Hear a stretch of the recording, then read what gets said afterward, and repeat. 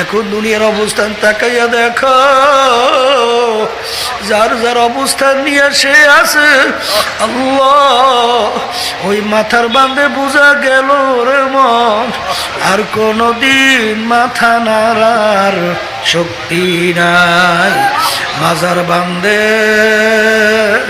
বোঝা গেল রে মন, আর কোনদিন উঠে বসার শক্তি নাই। পায়ের বান্ধে বুঝা গেল রে মন, আর কোনদিন হেঁটে চলার শক্তি নাই।